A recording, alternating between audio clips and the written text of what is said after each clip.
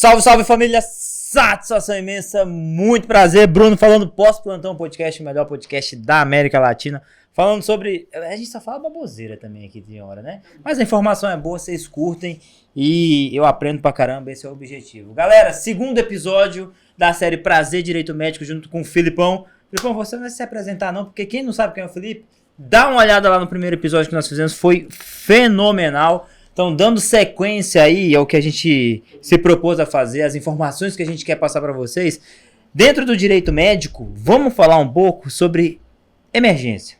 Pronto-socorro. Meu filho aqui tá 4 horas de conversa. Aqui Tô falando, tá 4 horas de conversa. Aqui é rolê. Emergência. Meu filho... Se a mulher deixar. A mulher não deixa, não. Falar de emergência, cara, mas assim, emergência de um jeito talvez até diferente. Desde as confusões que ocorrem lá dentro do pronto-socorro, pô, e vão me processar, a gente brinca, né, que tem 4 advogados em cada porta de pronto-socorro aí querendo ver a confusão. Mas até, primeira pergunta, velho, como que eu devo me proteger de um contrato com uma unidade de saúde?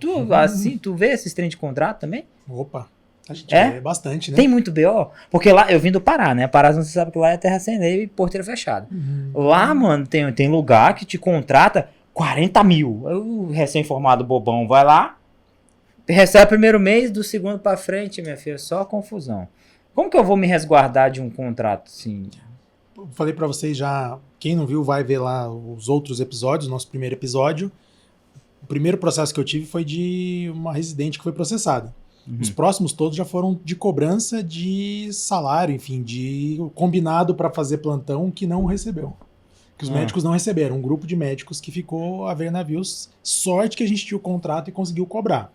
Então, cara, o primeiro jeito... Posso te falar qual que é a nossa realidade? Não sei se tu deve conhecer, porque tu já ouviu muita conversa aí. Já Fala fez muita conversa. nossos amigos advogados não sabem, então... Fala Cara, sabe qual que é a realidade? A gente forma. A gente sabe a parte técnica e olha lá, né? Tá se especializando ainda, enfim. E aí, meu, a gente quer ir. Eu te pago à vista. A gente só olha o valor. Né, João? Pega lá, meu valor 1.300, o plantão 12 horas. Aonde? Não sei. Eu sei que é 1.300 a gente vai.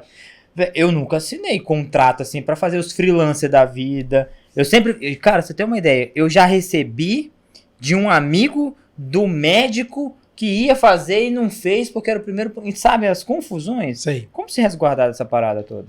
Cara, o contrato ele é sempre muito importante. A gente aqui no Brasil tem um mito, né? Tipo, Saci Pererê e tal. Contrato, não vale, não precisa, e papel. Cara, precisa. Não precisa ser um contrato de 22 páginas, mas sempre peça a proposta por escrito, pelo menos uma proposta de quem tá... Claro, me chamaram hoje, em cima da hora, eu sou recém-informado, faltou alguém da escala, estão me chamando para um plantão avulso. Pô, o WhatsApp serve? Cara, tudo é prova. Então, porque os caras como falam assim, faltou o plantonista, tu não vem não, 1.300 à vista assim que você sair do plantão. Vai lá, formaliza aqui para mim por e-mail, só eu tô indo. Por e-mail? Daí já fica ali uma proposta, venha pro plantão e tal. Top. Claro, quanto mais formal for, mais fácil da gente cobrar depois. É evidente que se eu mostrar lá, eu pego cópia da documentação daquela noite do hospital, da escala ou dos prontuários preenchidos, eu vou provar que o Bruno passou lá 12, 24 horas. Eu consigo cobrar. Mas quanto mais informal, mais difícil é a cobrança. Então, muita atenção, porque jovem médico leva muito atraso fazendo plantão em cidadezinha de não sei da onde, que, eu sou o secretário de saúde, puta que pariu, eu vou pagar 40 pau o plantão. Quantas vezes eu tomei uma dessa daí? De 24 horas e não sei o que, aí o cara vai, faz uma semana... É pra sair com 100 pau. E eu entendo. Se estão pagando, você acabou de formar e tá querendo fazer uma graninha, maravilhoso. Eu acho que tá tudo certo. É regra do jogo aí. Só que pega isso por escrito, pega um documento, porque depois é muito fácil de levar o calote. Nossa, não era bem assim. Nossa, o dinheiro foi bloqueado. Nossa, daí começa o enrosco, né? Vi isso há 2 meses aí com os médicos recém-formados. Então, cara, documentação, sempre. Seja pentelho. Não, obrigado, não vou. Melhor você não ir do que fazer um plantão de graça e não ganhar R$1 dos 1.300, né? É uma grande realidade essa dos freelancers do tipo, vem cá que faltou, o médico não vem, falta 1 hora pro plantão, ou então já passou e eu te pago dobrado, por exemplo. A orientação hoje, nesses casos, poderia pelo menos o e-mail. Pede um documento, cara. Fala, olha, só o WhatsApp aqui, pede pro pessoal do hospital formalizar aqui pra mim, então, que eles estão me chamando. Aí você inventa, fala, é porque eu tenho um outro compromisso só pra eu ter isso, eu poder justificar aqui, minha mulher vai brigar comigo. Até Você escrito de próprio punho, você... Beleza, documento, é só pra não ficar uma conversa do doido. Essa da mulher brigar eu já passei também. Às vezes é até pra ajudar um amigo. Né? Às vezes É só pra não ficar aquela conversa de eu sou teu brother, Bruno, vem pra cá, ferrou, não sei o que, e você vai. E aí chega lá... E a situação onde o brother chega pra... Essa do brother é boa. Que chega pra você e fala assim, irmãozinho, faz meu plantão lá, que eu tô enrolado aqui, já são 19 horas, faz lá meu plantão. Aí dá calote, eu cobro quem? Pois é, você se ferrou e perde um amigo, né? Se ferrou e não perdeu, não ganhou dinheiro, perdeu um amigo. E outra, e aí, assim, não vamos entrar nessa hoje necessariamente, mas teria que ver toda também o esquema do hospital, né, cara? Se o diretor técnico, o diretor clínico estão cientes disso, se não ser uma pessoa... O hospital pode embaçar se tu for no lugar do amigo?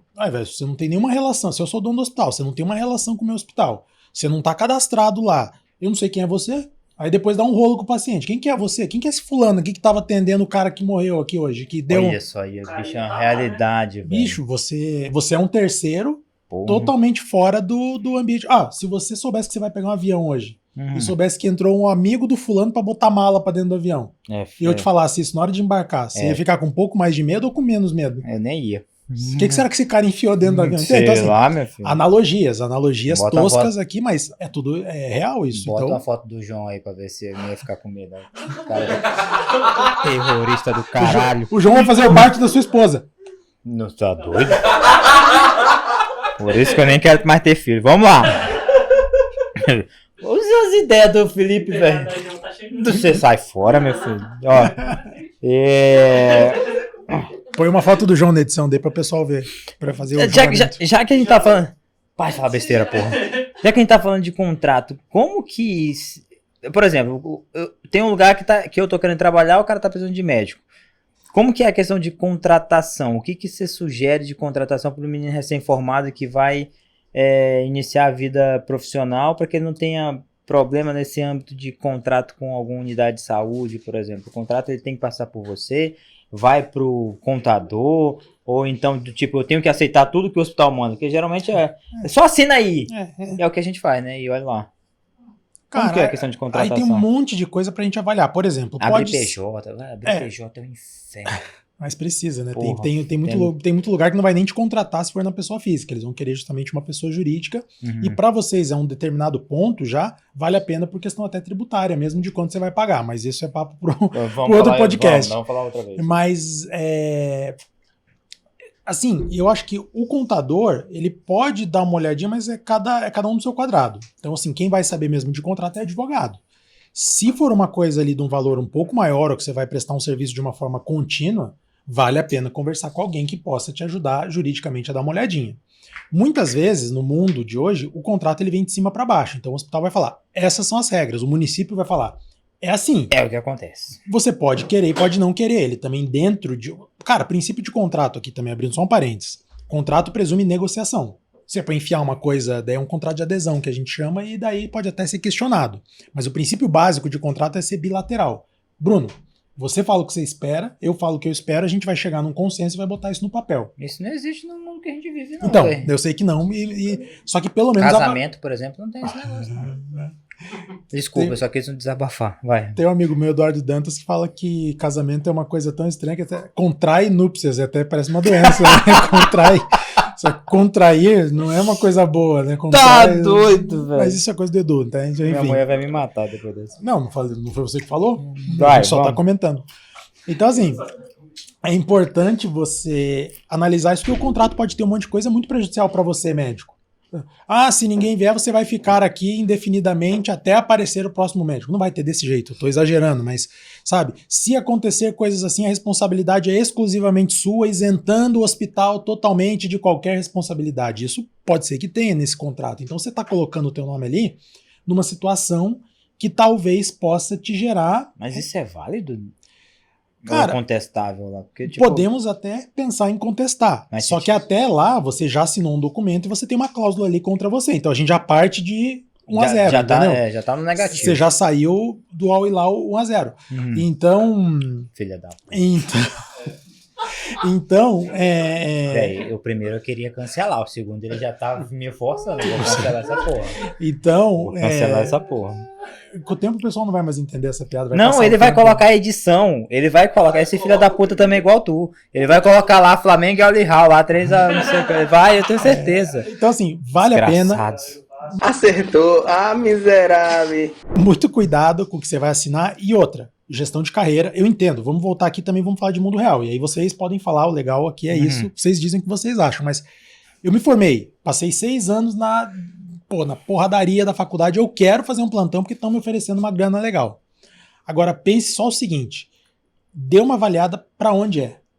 A turma que se formou da UFT agora, no meio do ano passado, uma galera recebeu proposta para ir para algumas cidades assim, do interior, nada contra, precisa de médico nesses lugares. Mas a hora que você ia avaliar o lugar que eles estavam indo, a hora que a gente sentou para conversar, e eles vieram conversar comigo, porque eles me conheciam, né, sobre isso, cara, a gente pesou pró e contra, o valor era legal. Só que eu falei, olha, o risco de você estar lá é A, B e C, de você ficar sozinho no plantão, é de você não ter insumo, é de você não ter maca para atender uma criança, você não ter ambulância se você precisar. Se esse paciente, você vai?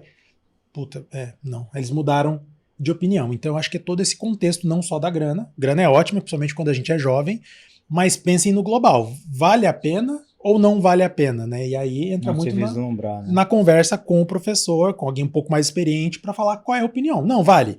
Medicina de guerra, quero aprender tal. Massa, então vai. Só que saiba dos riscos. A gente já falou no nosso primeiro episódio que se processa médico residente, se processa médico recém-formado, e aí tua estrutura também para aguentar essa pancada é menor. Logo, recém-formado é difícil. Então, cuidado. Cara, e deixa eu te falar, você tá até falando de insumos aí. Vamos dizer, aqui na nossa realidade, isso é recorrente do sentido de você ir dar um plantão onde não tem dipirona, não tem um aparelho de eletro.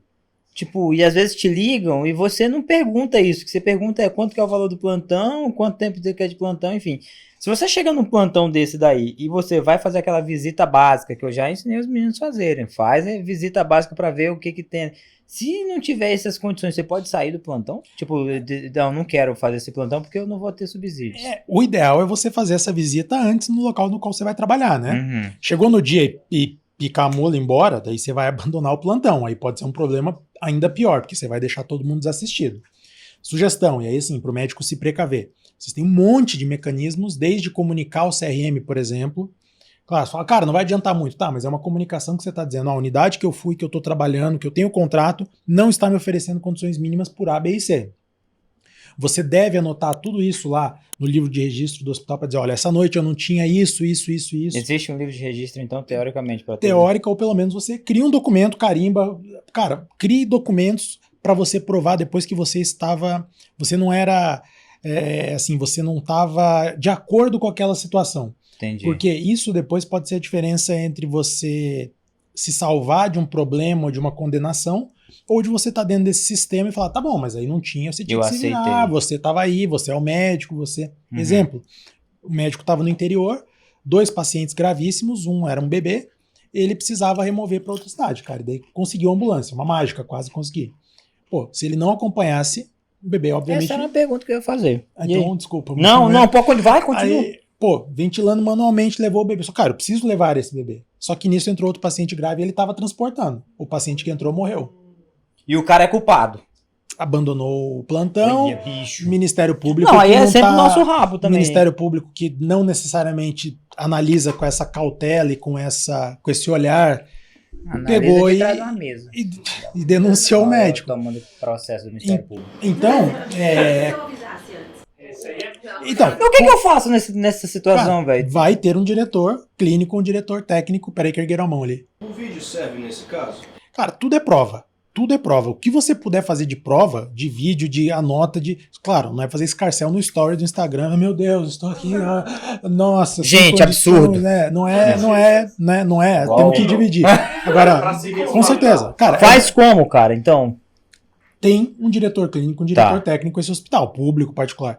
Tem que comunicar esse cara, falar, estou sozinho, o bicho tá pegando, essa noite não vai dar ou não está dando nessas condições, você vem pra cá porque eu vou acompanhar, a criança vai morrer. Cara, liga pra polícia, se qualquer coisa, faz um boletim de ocorrência. Tem que fazer. Faz um boletim de ocorrência, porque uma vez me orientaram, faz um boletim de ocorrência e vaza, e vai. Tu acha? Se precisar, se for o caso, o último caso, eu acho que vale a pena. Sim. Porque eu não tô dizendo, pessoal, qualquer coisa que aconteceu, sai fazendo boletim de ocorrência, não é boa, isso. Boa. O que eu estou dizendo é, em situações extremas, e nós estamos falando aqui de casos extremos, de hospitais com muito pouca estrutura, que é a realidade, principalmente do interior do Brasil, a gente sabe aqui disso. a gente sabe como é. Então, tem que se precaver, porque senão depois sobra e estoura muitas vezes no médico. É claro que quem vai analisar um processo desse tem, ou deveria ter, uma sensibilidade para entender essa situação real do que é a medicina de emergência, medicina dentro de uma estrutura dessa, que você não tem de pirona para dar para o paciente. Pois é, pô. Que você anda, médico já me contou que anda com, dependendo do medicamento, ele anda no jaleco. Ele compra antes de ir para poder ter se precisar. Eu dava plantão no interior, eu levava tubo, eu levava máscara laringe, eu levava dreno de tórax, levava tubo, velho. Levava tudo. Não Então, tinha. sabe, daí se falta isso, é você ali sem estrutura, você pode perder paciente, tá? Então, anote, fim de plantão, anota tudo isso, né? A gente teve um caso aqui numa cidade aqui do interior, em Paraíso, que a médica, e ela era ginecologista e ficava sozinha e falou, cara, não tem como a gente dar conta da quantidade de emergência, da quantidade de paciente que está internado. O que a gente faz? Vai dar um problema logo. Foi toda essa orientação, desde conversar com toda a diretoria do hospital, explicar isso, formalizar isso e formalizar também o CRM. Eu comuniquei ao hospital, isso vai acontecer logo, um problema lá, porque eu não tenho como atender tanto paciente ao mesmo tempo com urgência, que vai chegando e parto, e tá chegando mais gente com parto e a gente tá sozinho. Isso Então, eu queria perguntar, velho. Documenta tudo. Documenta Seja tudo. cri-cri, que vale a pena depois pra você. Porta de pronto-socorro. Tô trabalhando lá sozinho que seja, ou com mais gente, enfim, a depender de como que for a dinâmica lá. São muitos pacientes que aí a gente acaba dividindo em ficha vermelha, amarela, não sei o que lá, verde, azul, enfim. E aí o pau tá quebrando lá fora de paciente chutar a porta porque tá com 3 horas de atraso e não sei o que lá, enfim. E a direção às vezes, como aconteceu comigo, desce e fala assim, você precisa atender mais rápido. E a gente às vezes é recém-formado, a gente fala assim, a gente precisa atender mais rápido. E aí eu já vi, não é que me contaram, eu já vi médico que inclusive tira a cadeira do consultório Sentar, né? para o paciente não sentar e perder tempo. Como que é a orientação para esses casos onde tem muita gente lá fora, você é só um ou dois, enfim, mas tem muita gente, o que você faz? E a direção te pressionando aqui do outro lado. Cara, Você é responsável do paciente para dentro ou para toda essa gestão? não, por toda a gestão não, até porque um princípio ético que tem no Código de Ética Médica é de que vocês não podem ser pressionados ou não são obrigados a aceitar nenhum tipo de pressão nesse sentido, seja por ganho ou mesmo pelo tempo que você quer dedicar a cada paciente. Então, muito sinceramente, e de novo, a gente faz o recorte aqui de realidade. Tem essa pressão? Tem sistema que está lotado ali, você sabe que você quer atender um pouco mais rápido para dar conta. Isso é uma avaliação do médico. Só que por pressão, jamais fala, meu amigo, então o senhor senta aqui e você atende, claro, não vai fechar o pau também, brigar com o diretor, né? Não é isso. Só que não existe isso, cara. Porque se você atender ele rápido, vou dar o exemplo, a contrapartida, por que não pode ser assim? Primeiro, porque não pode ser do ponto de vista médico e clínico. Eu preciso aqui sentar 15 minutos com cada paciente para eu entender o que está acontecendo. Então, vem alguém do hospital, vem o diretor e fala, cara, você tem que atender lá muito rápido. Você sabe o tempo que você precisa, do ponto de vista clínico, do ponto de vista médico. Não dá para reduzir isso na marra, não é razoável. E outra, sempre, acho que a questão de vocês agora, a chavinha que dá para mudar, para vocês entenderem por que é importante prevenção, por que é importante pensar na carreira de vocês faz o raciocínio inverso. O paciente entra, você escapa algum sinal clínico, alguma coisa ali que você não se tocou e você libera esse paciente e ele tem um problema depois. Processo, caso prático real. O médico liberou o paciente na véspera de Natal, estava tudo certo, o paciente foi para casa e infartou 12 horas depois em casa. E ele estava com queixas que podiam direcionar a isso. Claro que a gente teve toda uma situação ali que demonstrou que não era isso, não foi o caso. Mas podia ser, você podia ter liberado o cara ali, ele cai na frente. Então, a pressa nesse caso não vai fazer nenhum sentido. Então, dentro de um razoável, daquilo que é possível, que também não adianta, o hospital está lotado, é um sistema público, você senta lá e fala, não, senta aqui que hoje nós temos a noite toda para conversar aqui.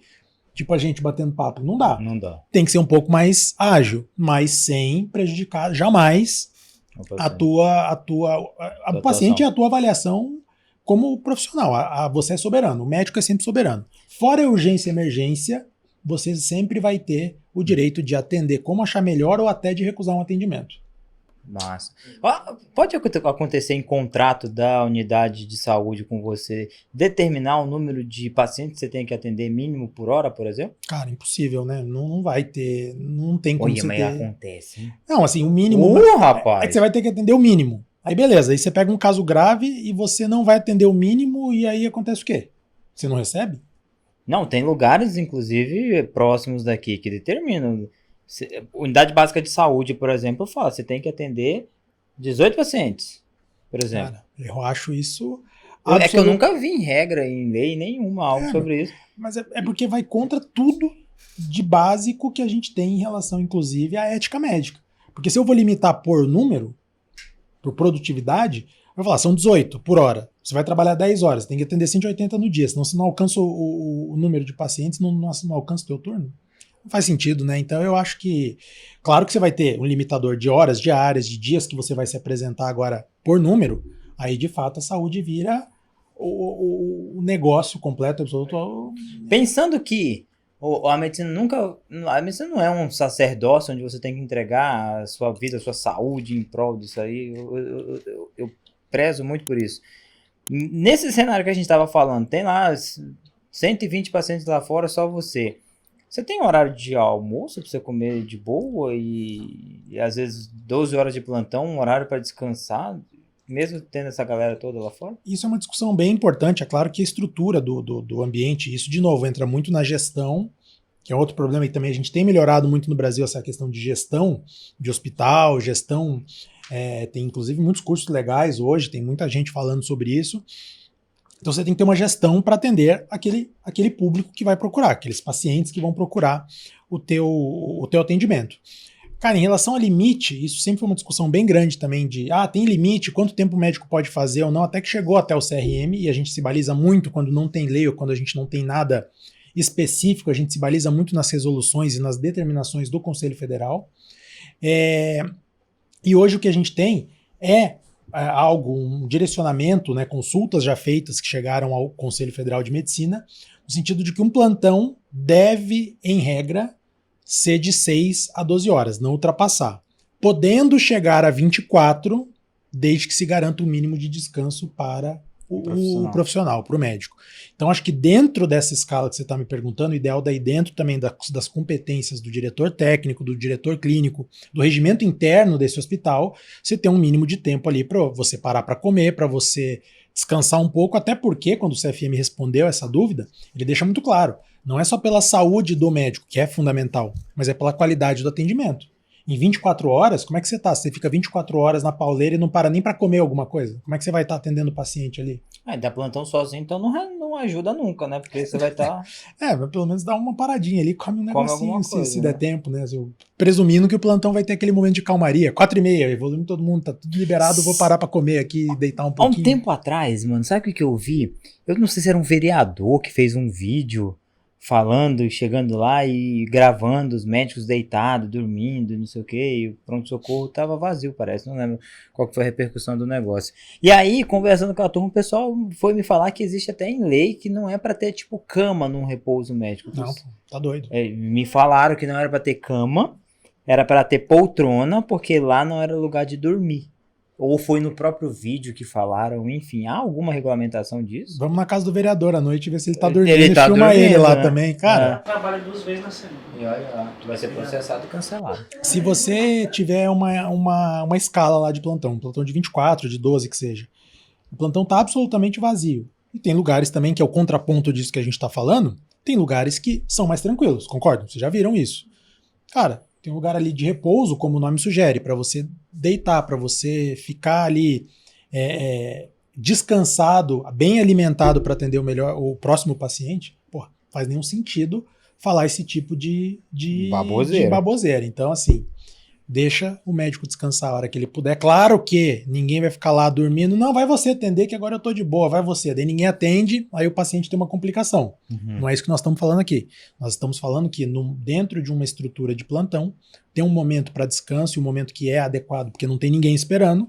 Claro que pode descansar. Pode descansar. Não tem problema nenhum. É a ideia, inclusive. Tem que ter um intervalinho, um descanso, se possível, para o médico estar bem. Para fechar, 2 casos clássico,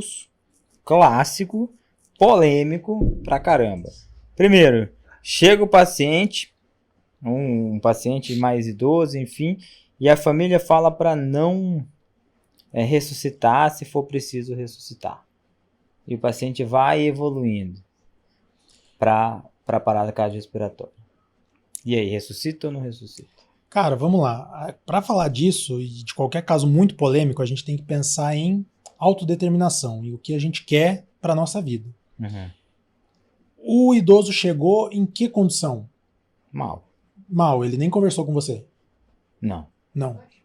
A gente vai parar, se for uma urgência, uma emergência, você vai fazer sempre tudo para preservar a vida do paciente, sem obstinação também terapêutica. Nós não vamos para nada que seja um absurdo ou passando do ponto daquilo que é o normal, um protocolo normal. Certo. Chegou, é emergência, não deu tempo nem de conversar com a família, você vai fazer tudo. Você não teve tempo de conversar com alguém que vai responder por aquele idoso, porque ele chegou ali parado, você está fazendo o possível. Você vai ressuscitar, você vai fazer o que for possível dentro da tua liberalidade médica para ter o melhor. Estabilizou. Vou conversar com a família. Aí a família fala, olha, ele sempre disse que não tinha vontade. Se acontecer novamente, então você conversa com a família, você entende se aquilo de fato era uma vontade daquele paciente, e aí a gente vai ter sempre essa figura do representante, de alguém que está tomando frente da vida daquela pessoa naquele momento. Até por isso, e também é papo para um outro dia para a gente falar um monte de coisa, a gente está evoluindo muito para testamento vital e para diretivas antecipadas de vontade. Ou seja, enquanto eu tô são, enquanto eu sei o que eu quero da minha vida, eu deixo isso em cartório devidamente anotado. É justo. Porque aí ninguém precisa tomar essa decisão difícil lá na frente, porque é óbvio que não é fácil para a família também, decidir por mim no momento que eu já tiver. Eu sou de uma dessas aí, moça, eu não consegui limpar minha bunda, pode deixar eu partir, velho. Certeza absoluta, tamo junto, eu sou da mesma. Eu sou da mesma. Então é bom que já fica gravado aqui, tá? Não, assim, pra já posteridade. É a diretiva da né? tratativa Tá de antecipação, não e sei o que lá vale, que ele falou. e vale, né? E a gente pode revogar a qualquer momento. Se algum dia eu mudar de ideia, eu mudo. Mas enfim. Uma limpadinha não dá nada. Então, sai. Pô, já pensou, velho? Eu não quero ver nada disso. Não aí. quero isso, não. Eu quero.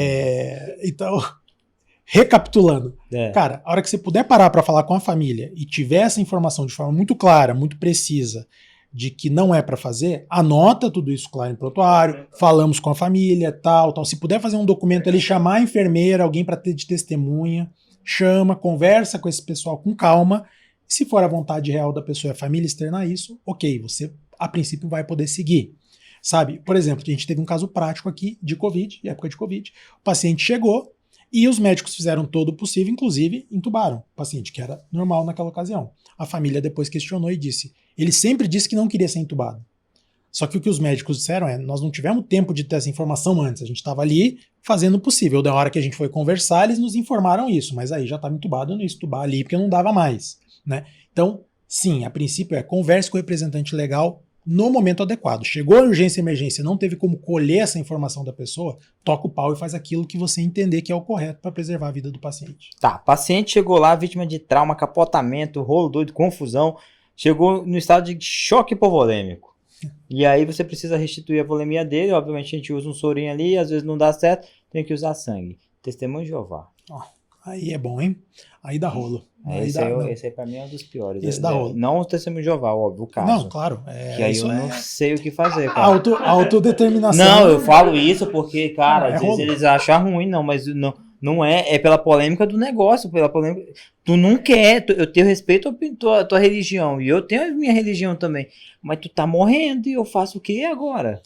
Pelo contrário, né, cara? Eu sou o maior defensor da liberdade, Eu também. da autodeterminação. Só que depois você colhe os frutos ali das suas escolhas. Então, assim, para porque às vezes não dá tempo de colher o fruto, ele partiu. Então, não, eu tô dizendo aqui de escolhas. Não, tô falando de escolhas em geral. Pra dizer que a gente não tem nenhum preconceito. Com religião, com escolha, cada um faz o que quiser, só depois não briga com a gente das consequências. Eu posso fazer uma pergunta? Nesse caso, o paciente chegou e disse, não quero viver. Se for assim, não quero e tal, morre. a família pode entrar processando porque não, ele não tinha condição de decidir isso. Se ele tá gozando ali da faculdade mental dele, se ele sabe o que ele tá falando e ele externou isso, ele tem o direito de fazer. E a gente tem muita decisão judicial nesse sentido, que o paciente não é obrigado a submeter a nenhum tipo de tratamento que ele não queira, desde que livremente esclarecido e ciente de todas as consequências. Então, vou assim, resumir esse assunto, que ele é muito... Tem muita coisa para falar, mas olha, o negócio é... Chegou ali o paciente, eu estava no capotamento, eu cheguei, olhei para você e falei, Bruno, eu sou testemunha de Jeová, eu não quero ser transfundido. Anota isso em prontuário, registra isso da melhor forma possível e segue a vontade desse paciente. Eu acho que ele tem o direito à autodeterminação. Se eu estou te falando, não cheguei lá chocado, Glasgow, não é isso. Tá, mas mas ele tá em sã consciência. E se ele não... Ele tem que assinar o prontuário, por exemplo? O ideal é sempre documentar, como a gente já falou. Assim, se a pessoa chegou e ela está numa condição minimamente razoável de externar isso, pega isso por escrito, grava um vídeo, estou aqui com o paciente, o seu Toninho, ele está falando que ele não quer, que ele é testemunha de Jeová. Pô, uma baita prova, é a vontade dele, ele está externando isso verbalmente. Me parece que está tudo certo. Chegou do capotamento, todo estourado e tal, só tem uma informação, alguém disse que é testemunha, você tem a desconfiança. Ou a família falou, por exemplo, que às vezes vem a família e fala. Agora o paciente não está informando nada para você. Aí a gente volta para o que a gente falou agora há pouco. Urgência e emergência, você usa protocolo técnico, clínico, médico para fazer o que for necessário. É muito melhor, ou muito menos pior, levar um processo depois de alguém que teve a transfusão, mas está vivo, do que você ser omisso e não fazer alguma coisa e essa pessoa morrer. Excelente. O homicídio ele vai ser sempre pior do que... Agora, 2 detalhes últimos daí sobre esse assunto. É uma criança, e eu acho que vai muito na linha de quem não tem cognição. Aí as decisões judiciais são, na grande maioria, ou quase todas que eu conheço, no sentido de criança não tem como decidir, o pai não tem o direito de decidir com base em crença religiosa, matar, ou deixar de dar, matar não, mas deixar de fazer todo o possível uma criança que pode evoluir até pro óbito. Chegou criança, Faz, cara, porque pode buscar uma adesão judicial, pode, se for possível, mas na emergência faça, porque a criança não decide sozinha, os pais não podem, por convicção deles, tirar o direito de alguém que ainda nem pode decidir.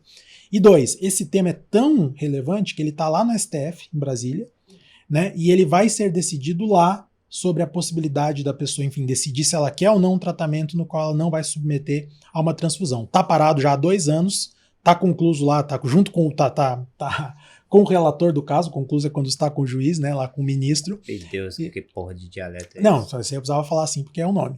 E vai ser decidido, nós vamos ter uma diretriz vinda do STF, porque está ligado ao tema vida, né? Eu poder dispor da minha vida ou não, de tão complexo que esse tema é. Eu ia fazer uma piadinha do STF, mas aí já é mais pesado.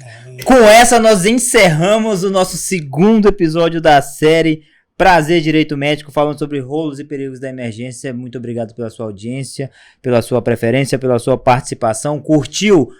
Vai, Lucas, fala aí que eu tenho que falar, porra. Curta e compartilhe. Se você gostou, vai aqui embaixo, comenta, ativa o sininho, porque você sempre vai saber quando tem vídeo novo. E manda pro coleguinha pra ele não se ferrar também. Manda pro coleguinha médico e pro coleguinha advogado. Faz a porra de uma placa e coloca aí pra eu lembrar, porque ele não vai lembrar. É nóis, galera. Forte abraço.